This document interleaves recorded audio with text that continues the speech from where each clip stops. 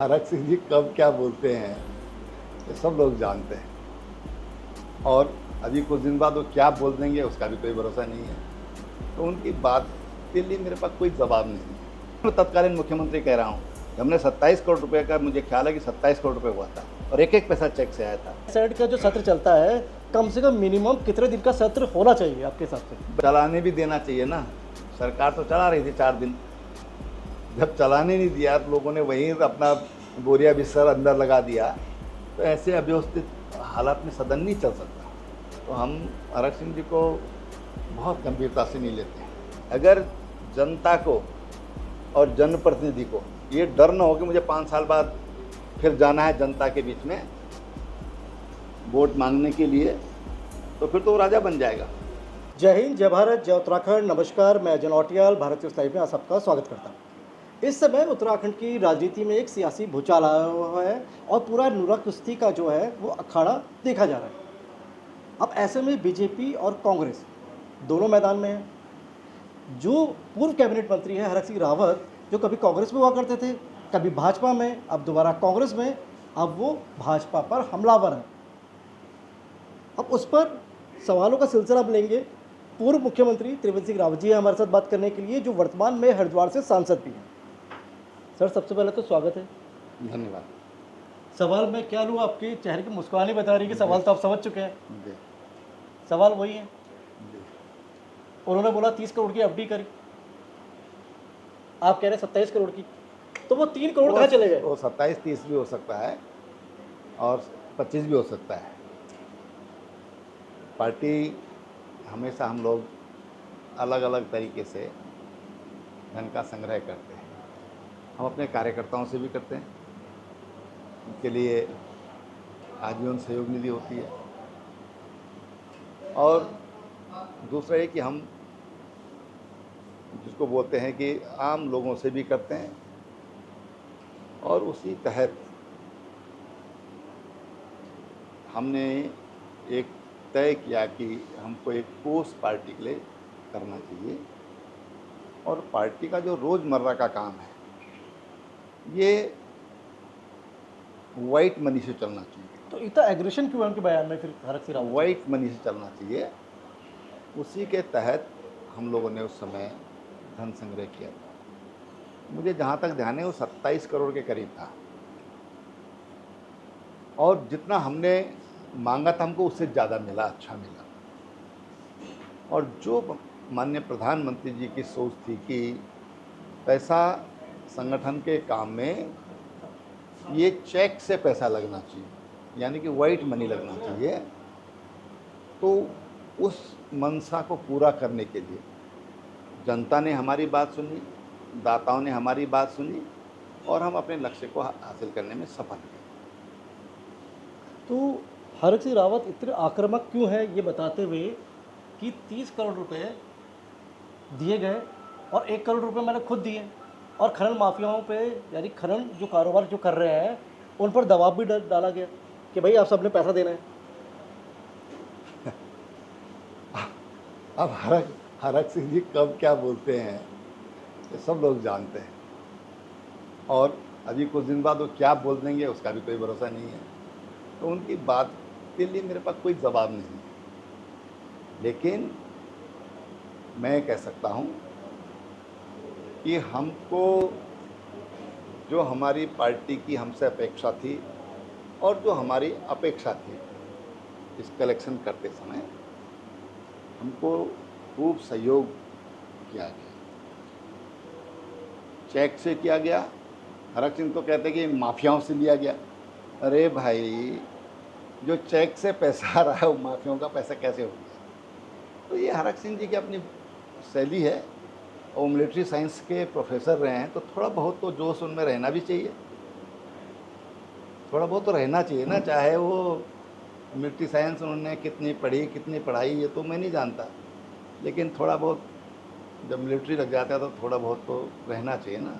तो थोड़ा बहुत गर्माहट उनके अंदर है, अच्छी बात है, अच्छी बात है, कोई बुरी बात नहीं है। सर, नहीं लगता क्योंकि बयानों से कहीं ना कहीं बीजेपी जो पार्टी है उसकी छवि को नुकसान पहुंचता है, क्योंकि कहीं न कहीं भ्रष्टाचार मुक्त उत्तराखंड की बात करते हैं। ऐसा ना अगर देखिए, बीजेपी कह रही 27 करोड़ मिला है, वो 30 करोड़ कह रहे हैं, तो अरे भई भाई पार्टी चली कैसे? हम अपने कार्यकर्ताओं से नहीं करते हैं। जाँच नहीं होनी चाहिए आरोप पे सुनिए, तो। हम अप क्या जाँच करना है? पैसा चेक से पैसा है, क्या जाँच करना? कौन जाँच करेगा? हम अपना ऑडिट करते हैं, हमारा एक सिस्टम है। हम एक-एक पैसा मैं कह रहा हूँ ना, मैं तत्कालीन मुख्यमंत्री कह रहा हूँ, कि हमने 27 करोड़ रुपए का मुझे ख्याल है कि 27 करोड़ रुपए हुआ था और एक-एक पैसा चेक से आया था। और बोलो क्या बोलना है किसी को? सर, हमने आपकी सरकार देखी तो कई ऐसे काम आपने किए, कहीं न कहीं आपको खुद विरोध झेलना पड़ा। आपने जो कोई बात नहीं। उत्तराखंड को लेकर उसके हित मुझे में कुछ बताओ भाई, मुझे बता दो, एक राजा जिनको दुनिया का सर्वश्रेष्ठ चरित्र माना जाता है, भगवान राम, उन पे आरोप नहीं लगे? भगवान कृष्ण पे आरोप नहीं लगे? किस पे आरोप नहीं लगे? तो लोकतंत्र में तो सबको छूट है कुछ भी बोलने की। तो ये कोई बात नहीं, इसको हम लोग मज़े में लेते तो हैं। आप कह रहे हैं हरक सिंह रावत जो है व्यक्ति की अभिव्यक्ति की स्वतंत्रता का पूरा भरपूर आनंद ले रहे हैं। अब हरक सिंह क्या बोल रहे हैं उससे हम पे क्या फ़र्क पड़ने वाला है? हम 79 से हरक सिंह को जानते हैं, जब वो इंटरमीडिएट उन्होंने किया था, ग्रेजुएशन में आए थे, तब से हम हरक सिंह जी को जानते हैं। तो हम हरक सिंह जी को बहुत गंभीरता से नहीं लेते हैं। सर, हरक सिंह रावत ये कहते हैं कि मैं उत्तर प्रदेश जब था, यानी जब उत्तराखंड भी उत्तर प्रदेश का हिस्सा था, मैं तब भी विधायक था, तभी मैं मंत्री रहा, मैं तब से तो राजनीति यही करता आ तो रहा उनको हूँ। तकलीफ हो रही है कि वो मुख्यमंत्री नहीं बन पाया आज वो तक। कह रहे हैं कि जो आज के दौर में जो ग्राम प्रधान नहीं बन पाता, अगर उत्तर प्रदेश का पार्ट होता उत्तराखंड, तो जो ग्राम प्रधान नहीं बन सकता था वो भी मंत्री और विधायक बन गया। अरे भाई बात ऐसी है, मुझे तो ऐसा लगता है ग्राम प्रधान बनना ज़्यादा कठिन है। लोग जो ग्राम प्रधान, ऐसे तो अनेक उदाहरण हैं, वो विधायक बन गए, वो सांसद बन गए। तो ये इस तरह से कंपैरिजन करना, ये नासमझी है। ये कोई समझदारी वाली बात नहीं मुझे लगती। अब उनकी अपनी खिसाहट है, ये क्या है ये तो वो जाने, लेकिन इस तरह की टिप्पणी करना मैं समझता हूँ कि उचित नहीं है कि प्रधान नहीं बन सकते थे, ये बन गए। ये कदापि उचित नहीं कह सकते उसके लिए, ये ठीक नहीं है। लोकतंत्र में इस तरह की बातें करना कहीं से भी मुझे नहीं लगता कि आप लोकतंत्र के साथ इंसाफ कर रहे हैं, कि इस तरह की बयानबाजी करके आप उसको नुकसान ही पहुंचा रहे हैं। सर, हमने ये देखा कि जो आपका जो कार्यकाल रहा, कुछ समय पहले हमने देखा कि एक रिकॉर्ड बनाने की होड़ चल पड़ी है कि भाई एनडी तिवारी 5 साल रहे, उनके अलावा उत्तराखंड की राजनीति में कोई 5 साल पूरे नहीं कर पाया। त्रिवेंद्र रावत ने जो समय पूरा किया उससे ज़्यादा धामी ने पूरा कर लिया। क्या होड़ इस बात की होनी चाहिए, ये होड़ काम को लेकर होनी चाहिए थी? देखिए, काम कब होता है? काम तब होता है जब राजनीतिक स्थिरता होती है, तभी जो राजनीतिक जो इच्छा शक्ति है, तभी वो फलीभूत होती है। इसलिए काम जरूरी है। कोई भी जनप्रतिनिधि चुना जाता है तो जनता डेवलपमेंट के लिए वोट डालती है। आप वहाँ जाके अपनी मनमर्जी करो इसके लिए नहीं डालती। जनता डेवलपमेंट चाहती है, और किसी भी सरकार और किसी भी जनप्रतिनिधि का ये दायित्व है कि उसकी प्राथमिकता विकास हो। सर, अब क्योंकि हरिद्वार के सांसद भी हैं, तो ऐसे में जब हरिद्वार में एक डकैती प्रकरण हुआ ज्वेलरी शॉप में, तो आपने उस मुद्दे को उठाया। कहीं ना कहीं आपने कहा कि भाई अपराध नियंत्रण में नहीं है, इसे कंट्रोल किए जाने की ज़रूरत है। ऐसे में हमने देखा जो पिछले कार्यवाहक डीजीपी थे अभिनव कुमार, वे सामने आए और नसीहत देने लगे कि भाई विश्वास बनाए रखे कानून पर। और उसके बाद हमने देखा जैसे खनन पे आपने सवाल उठाया लोकसभा के अंदर, तो जो सचिव हैं ब्रजेश संत खनन के, वो बचाव करते हुए आए। तो क्या लगता है सर, अफसरशाही क्या बेलगाम हो गई उत्तराखंड में? जो आपने हालिया प्रकरण देखा, आपने ज़मीन को लेकर आपने 50 करोड़ का जो मामला अभी आया है, उसमें भी आपने लेटर लिखा, एक सांसद को महीनों इंतजार करना पड़ जा रहा है। तो ये सांसद हो या विधायक हो, कोई भी हो, या कोई साधारण व्यक्ति हो, कोई भी इस तरह के कोई पत्र लिखते हैं तो उसको गंभीरता से उसका संज्ञान लेना चाहिए। ये हर नागरिक का राइट है, सांसद का नहीं है, हर नागरिक का राइट है और इसलिए जो भी पत्राचार होता है उसको बहुत गंभीरता से लिया जाना चाहिए। मुझे याद है कि जब मैं मुख्यमंत्री था, हमने एक हेल्पलाइन चलाई थी 1905 1905, और वो इतनी अच्छी और इतनी परिणामकारी थी कि 24 घंटे के अंदर भी लोगों की पेंशन लगी है, जो 10-10 साल से अटकी हुई थी। लोग आते थे धन्यवाद करने के लिए। और इसलिए त्वरित न्याय, त्वरित कार्यवाही ये होना चाहिए, चाहे चिट्ठी किसी की भी हो। सांसद ने चिट्ठी लिखी है तो फिर वो और गंभीर विषय बन जाता है, या विधायक ने चिट्ठी लिखी है तो उसकी गंभीरता और बढ़ जाती है। उसको, पुलिस को अपना काम करना चाहिए, पुलिस को अपना काम करने देना चाहिए।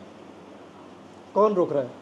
नहीं, मैं नहीं कह रहा हूँ कौन रोक रहा है, लेकिन मैं जो बात कह रहा हूँ आपसे कि उसमें हस्तक्षेप नहीं होना चाहिए। त्वरित कार्रवाई, त्वरित न्याय और भ्रष्टाचार मुक्त उत्तराखंड को लेकर जो आप भी बातें करते थे, क्या वो इस कार्यकाल में पूरा हो जाएगा? जनता जानना चाह रही है 2027 तक। देखो भाई, ऐसा है, अगर ऐसा होता तो पहली पंचवर्षीय योजना के बाद न पुलिस की ज़रूरत होनी चाहिए थी, नई IAS, IAFS, IPS जितने भी अधिकारी हैं, इनकी ज़रूरत ही नहीं होनी चाहिए थी। ये सतत प्रक्रिया है, ठीक है ना? ये सतत प्रक्रिया है और वो सतत चलती रहनी चाहिए, वो गतिमान रहनी चाहिए।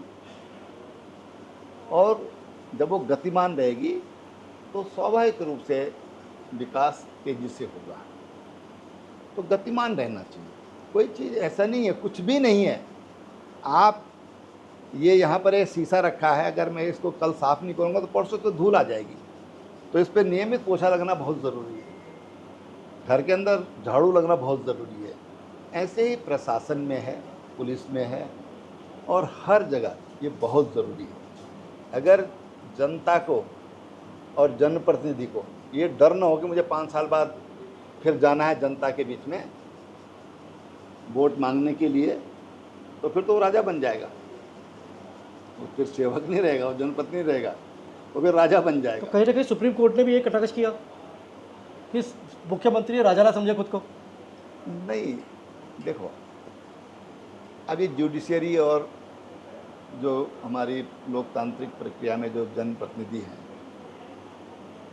ये चाहे जुडिशरी हो चाहे जनप्रतिनिधि हो, सबको अपनी लिमिट में रहना चाहिए। जुडिशरी को भी लिमिट में रहने की ज़रूरत है और जनप्रतिनिधियों को भी लिमिट में रहने की ज़रूरत है। हर किसी के लिए मर्यादाएं हैं, उन मर्यादाओं में उसको रहना चाहिए। अगर आप मुख्यमंत्री होते उत्तराखंड के वर्तमान में, तो क्या गैरसैट का जो सत्र 2 घंटा 40 मिनट चला है, क्या आप ऐसा होने देते? ऐसा ना, ऐसे काल्पनिक सवालों पर मैं कुछ नहीं बोलूँगा। देखिए 2 घंटे एक आम उत्तराखंडी की तरह, नहीं बोलूँगा, काल्पनिक सवाल है। एक आम उत्तराखंडी की तरह, उत्तराखंडी है आप। नहीं, अब आपका जवाब मेरा जवाब हो जाएगा। नहीं, 2 घंटा 40 मिनट जो सत्र चलता है, आप क्योंकि जवाब सवाल दे, आप अब जवाब दे नहीं, दीजिए, सवाल जनता मैं का उसी भी को है। अपना जवाब मान लूँगा। सर, सवाल जनता का भी है।